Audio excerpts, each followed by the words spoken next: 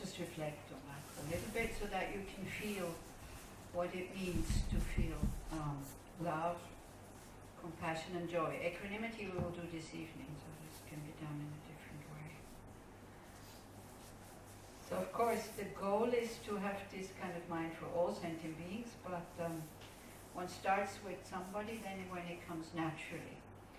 So in Buddhism you would start with yourself.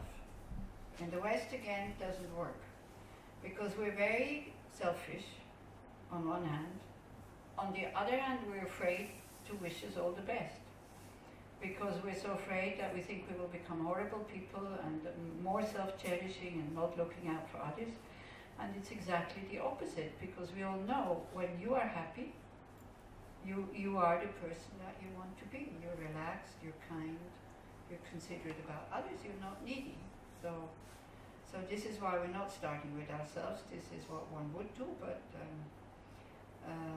it's also interesting to see. Maybe we can, let's try it out, because you will see what I mean. Okay. So try to close your eyes, sit with a straight back, relax. Don't force yourself to do anything, don't manipulate anything. Just listen, and then allow the mind to do whatever it wants to do, and then look how it feels. So again, first take a few deep breaths, be happy that you're still alive, that we're here together looking at these things. These methods being offered to you without you having to agree, without you can make the decision what you want to take away from here, what not.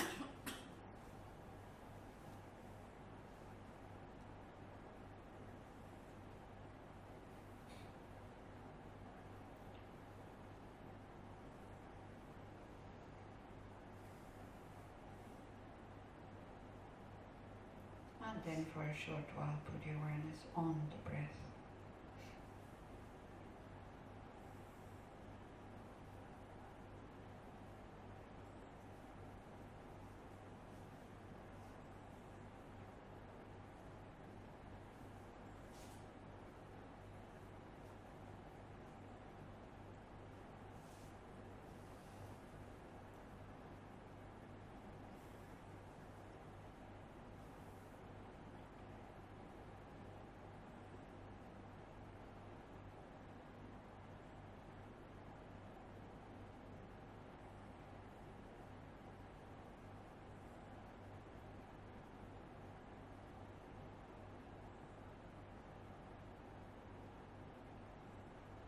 So then to begin with, you think about somebody that you really like. So preferably not a child or a grandchild, because there's a lot of self-interest there and a lot of attachment.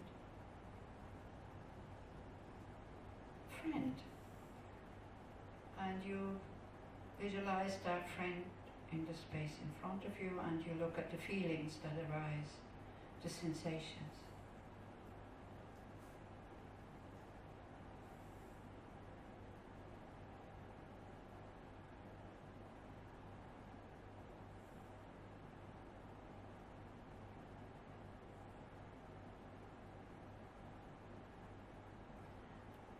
And you imagine asking that person, how are you? And the person says immediately, wow, today I'm feeling really well. And then you look if something changed in your heart by hearing the person say that. The person is beaming, happy. What you feel in your heart now is love. Wanting somebody to be happy, and when they're happy, it makes us very happy. So just enjoy that sensation.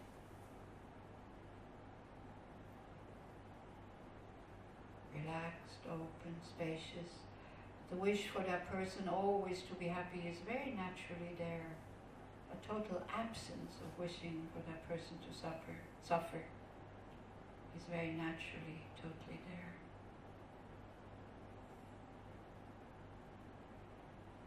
So that is love.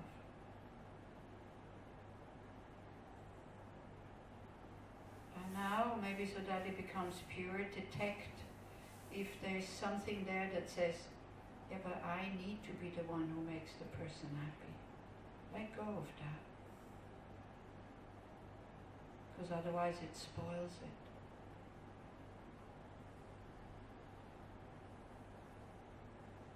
And we can strengthen that mind with the thought, may you always be happy, loving and peaceful. I don't need to be the cause for it, as long as you are happy, loving and peaceful.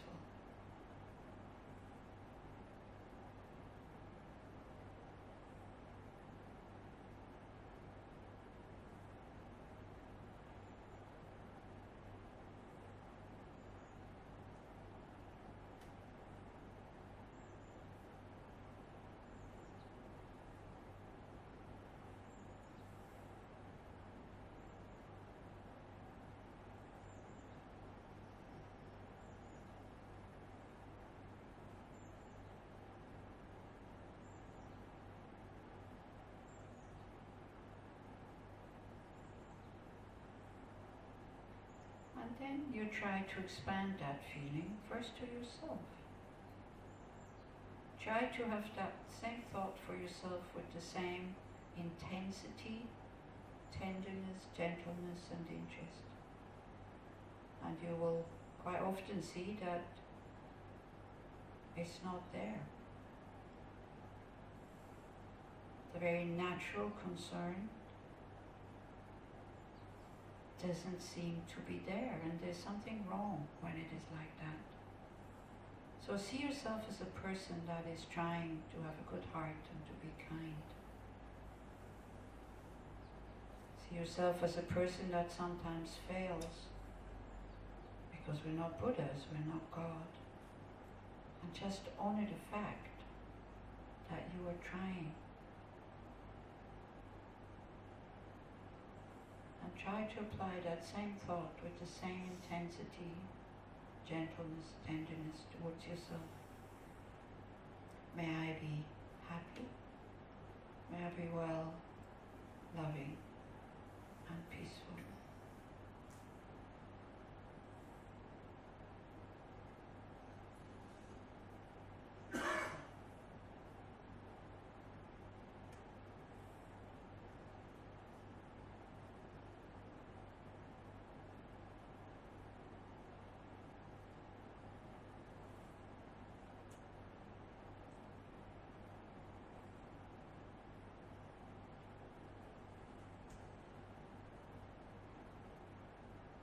Then you expand it further to the person sitting next to you, left and right, behind, around you, the whole group here. You have many things in common. We want to develop a good heart. We want to be able to act out of spaciousness, kindness.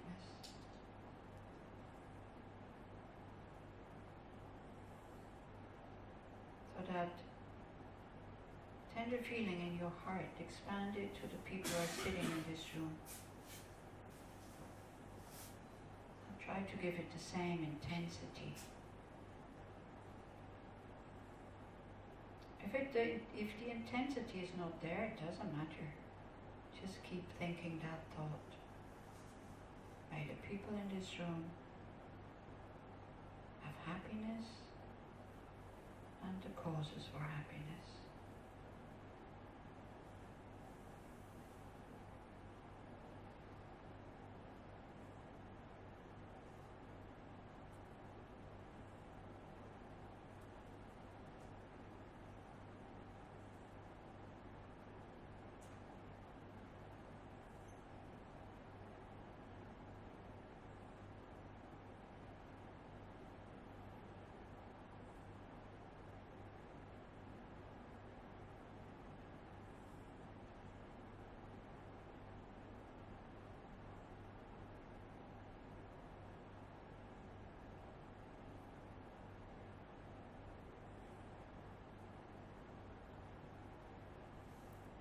you expand it further out of this room, we know that there's so many people around us. If we think of the whole universe, innumerable beings.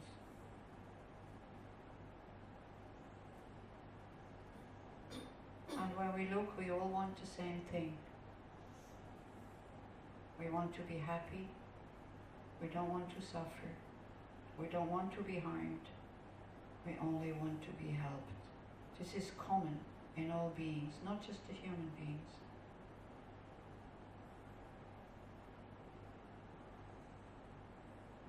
So the thought, may all beings be happy and have the causes for happiness. If you want to give that thought a picture, maybe light, maybe millions of hearts going out, maybe water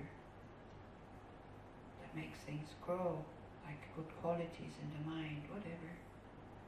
If you find it helpful to put a picture into the sentence, may all beings have happiness and the causes of happiness, you allow that mind or that thought to go out with the picture that you think fits, and you let it touch each and every sentient being.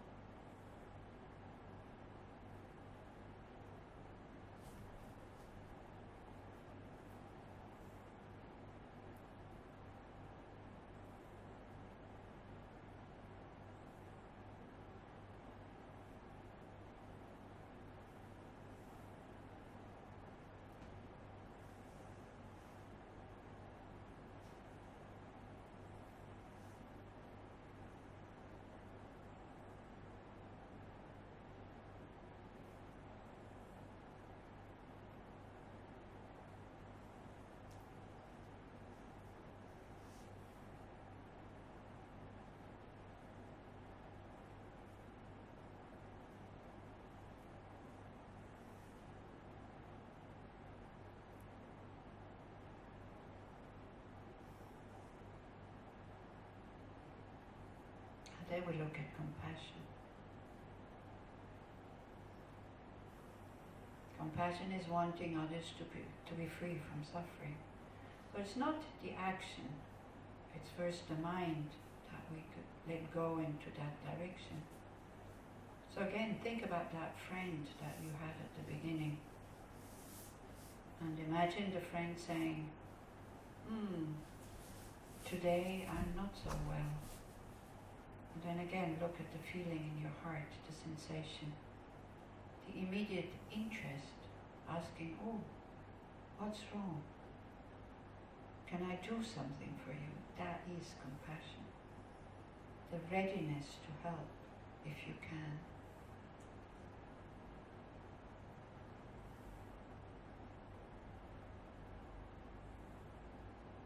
And the first step is the readiness to listen before you come with your advice. So that by then maybe you really understand what it means to be in the shoes of that person, what it means to be in that situation.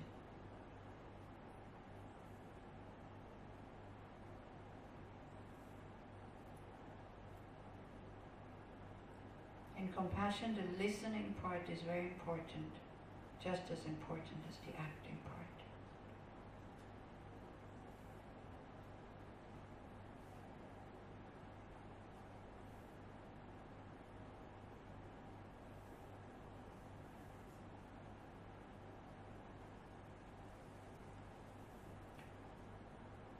We have love, we want people to be happy, but we see that they're not. There is actually quite a lot of unwanted things present in their life.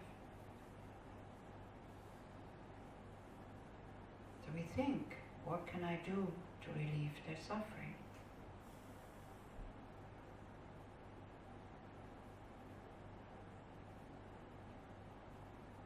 So when people are very close to us, this wish is naturally there. Is it also there for ourselves? Is that interest in listening to what is wrong, and the interest to be free from suffering, is it the same? Just try it out by thinking, may I be free from suffering and the causes of suffering. Does your heart react to that?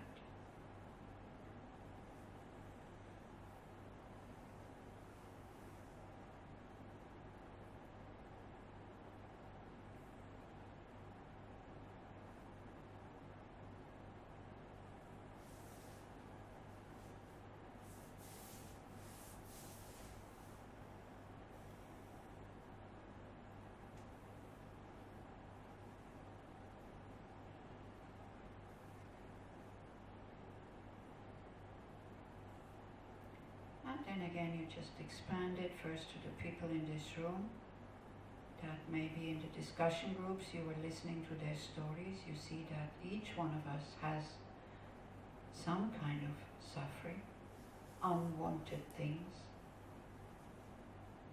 We all suffer from having an uncontrolled mind of negative emotions. We all suffer from having what we don't want, not having what we want, and losing things that we desire.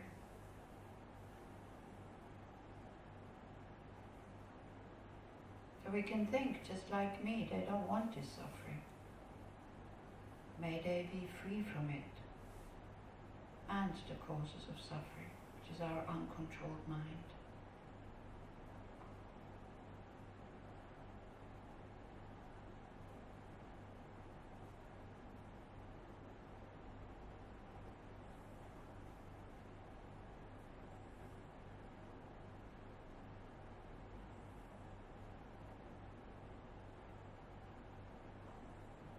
Then again, we expand that thought to all beings,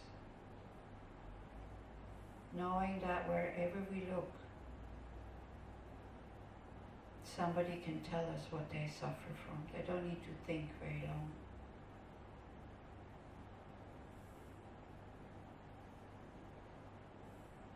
Most of the conversation we have with people is about suffering. It's not about happiness. And when we look for happiness, we have to work very hard because it's always outside happiness. We always need the conditions. Whereas for suffering, we don't have to work hard, it comes by itself because it's the nature of samsaric existence. So much dissatisfaction, so much uncertainty, so much nervousness because of that uncertainty.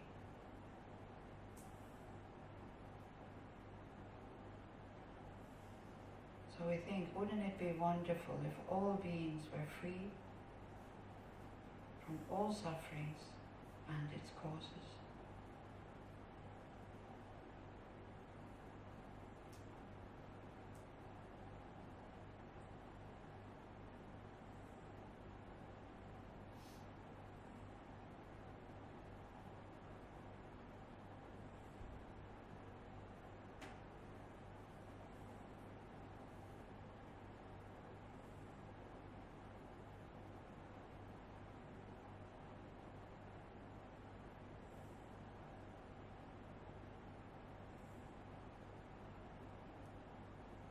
So again, when we think of all beings, we feel the heart is open and we wish them to be free from suffering.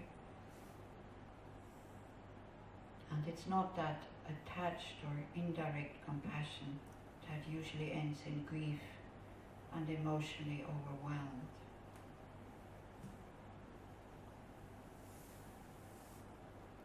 So also by developing the thought, I must attain full awakening as quickly as possible in order to be of benefit for sentient beings, that calms the mind down, because we start to understand at the moment we don't even understand our own suffering.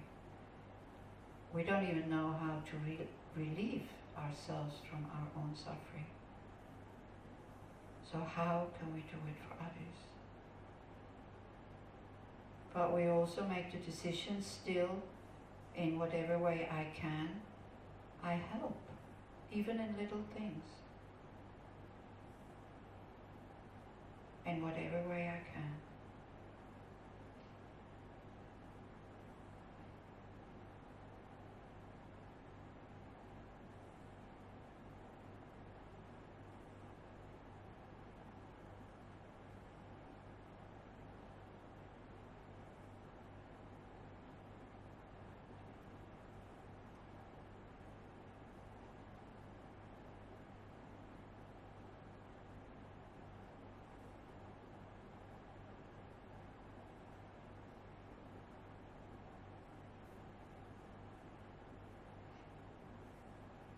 Then the third one we're going to look at is called sympathetic joy.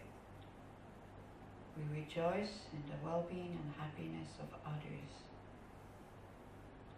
And when we talk in spiritual terms, we rejoice especially in the potential that all beings have.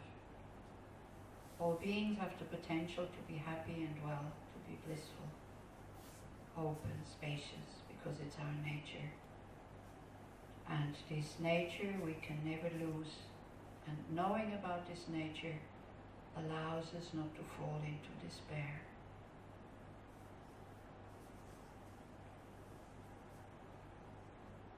So taste that mind of rejoicing again when you think about a friend that you're not jealous about, a friend that you respect and love. Or maybe now you can take one of your children or your grandchildren when they are successful, when things go well for them, and taste or touch that joy in your heart. Knowing that it's mixed with attachment, that's okay. But attachment we can dissolve, the joy will remain.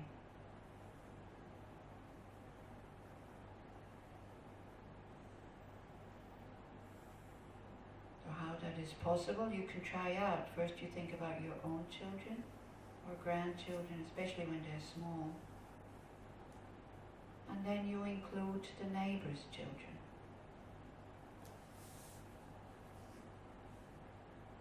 And you will see that it doesn't make you lose your joy, but it makes it bigger, more intense, more open and more spacious.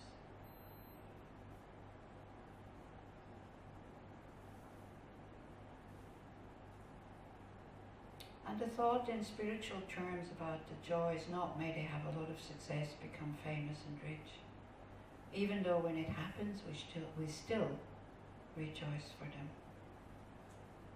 But the main thought is may all beings never be separated from that natural well-being, happiness and bliss that we all have, which is the nature of our mind.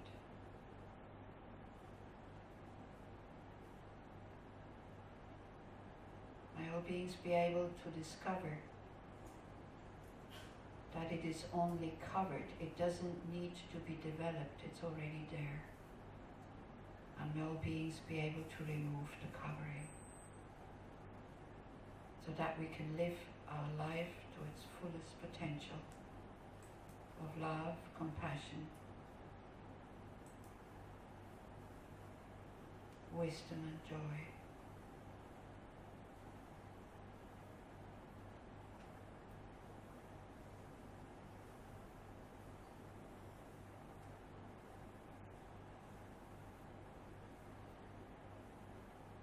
And so in order to change that wishful thinking, which is very good, this is what you need at the beginning. You need to feel these mind states. You need to start to understand, actually they feel quite good. Actually that is how I want to be.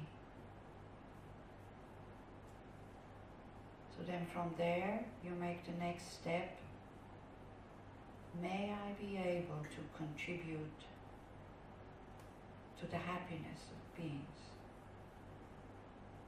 to the being free of suffering of all beings. And may I be able to contribute so that all beings discover their own innate nature of love, compassion, wisdom and joy.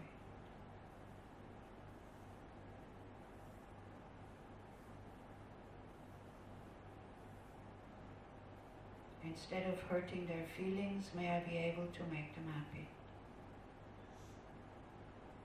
Instead of intensifying their suffering, may I be able to free them from suffering and the causes of suffering.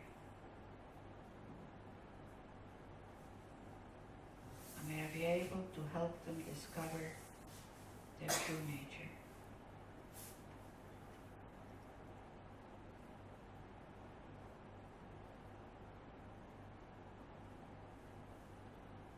And then you look how you feel.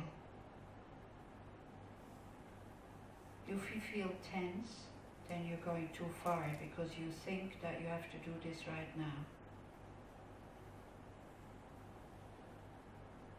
But it could well be that you feel quite spacious and good because you think this is the purpose of my life.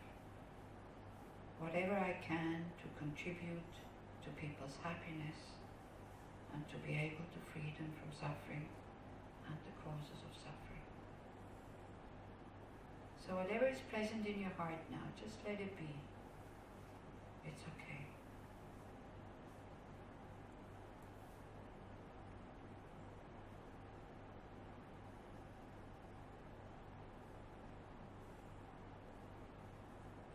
May I use the time that I have on this planet to be able to be of benefit to all sentient beings.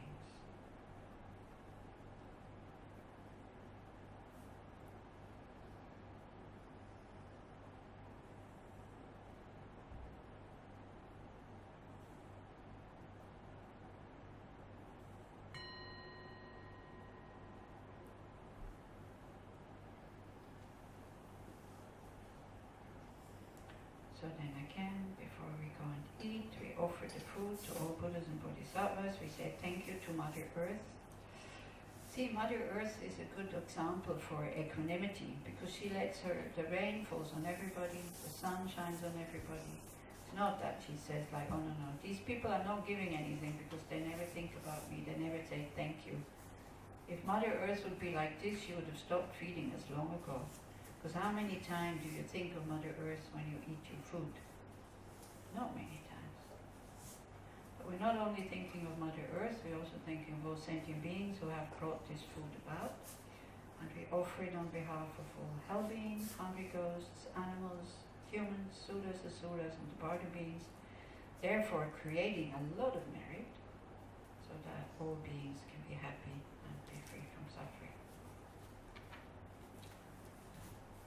Tempalame Sangye Rinpoche, Kyopalame Damjo Rinpoche, Tempalame Keden Rinpoche, Kyatne Kuncho Sumla Bar Bill. Om Ah Om Om Ah Om Om Ah Om. Thank you very much and enjoy the food as always. And 2 o'clock you meet for the